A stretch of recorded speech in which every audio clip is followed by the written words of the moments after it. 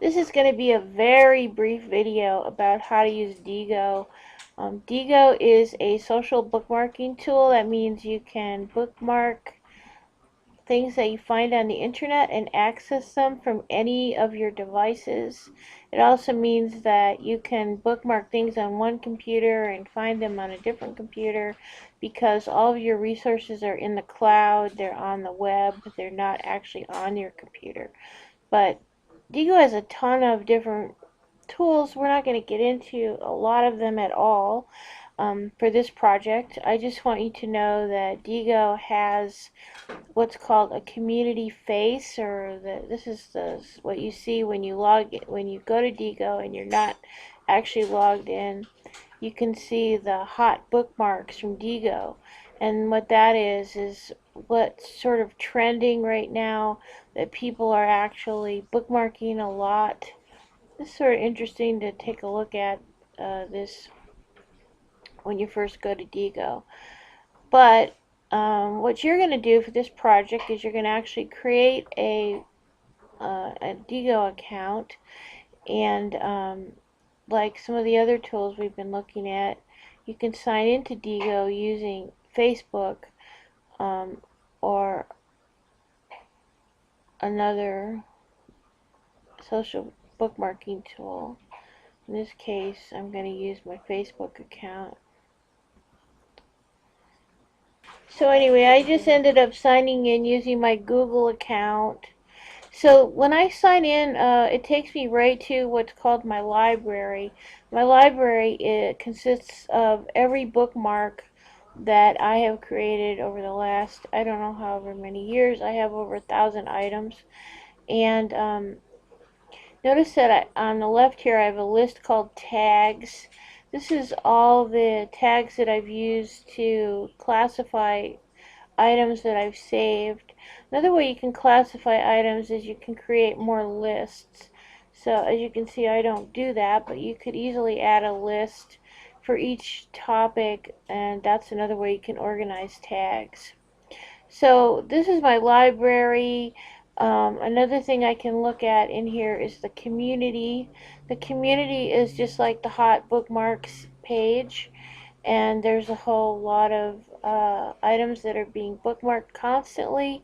Over on the right are tags that are also being used to organize content. So the next thing I want to show you is groups. So groups is a tool that you can use with your students.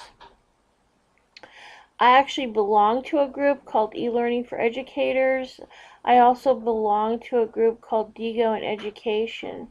Over here on the right, Diigo is recommending to me some other groups I might be interested in.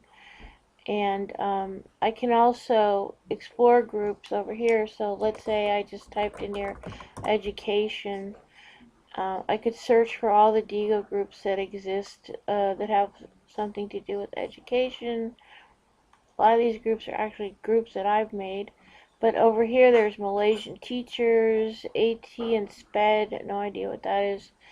But anyway, I'm going to go back to my groups right now. The thing about joining groups is if you join, for example, I belong to this Diigo group. This group is probably the best resource that I have access to finding stuff online. I have found more interesting and useful items by being a member of this group than any other resource that I belong to. So I can set up the group so that I receive email from the group, and how I do it is I get an email once a day from this group. That's how I've got it set up. You could have it set up to get an email once a week or more often. It's totally up to you.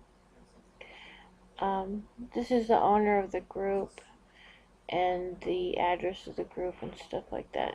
Even though this says Education K-12, it really isn't. It's really for all sorts of different things. So I'm going to go back to my groups. So let's say I want to make a group for my students. I just click here, create a group, and I give it a name, It has an address based on its name. Um, Actually, I'm gonna do it like this. And then it'll make it it should make an address. I'm not sure why it didn't do that. Something a little awkward going on today. I would put it into a category. So in this case, I'm probably going to call it education, or maybe schools and education. I'm not sure. But the important thing is who can view. So looks like they're changing some of the rules, and I can't create a new public group. That's not good. But that's alright because I don't want my group necessarily to be public anyway. It's only for students. Um, so here's another thing, how to join.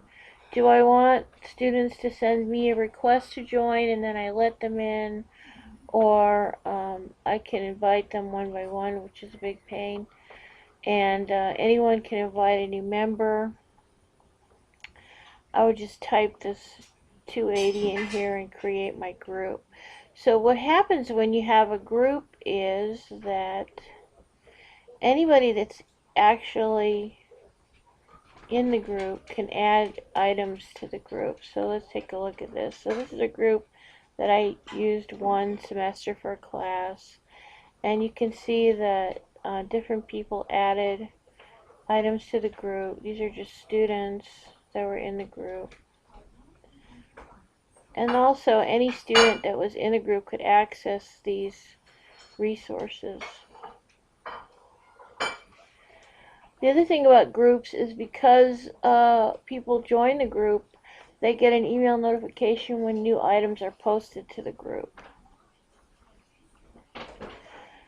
So that is a really quick overview of how to use Diigo. There's also tons of resources on YouTube with videos about YouTube.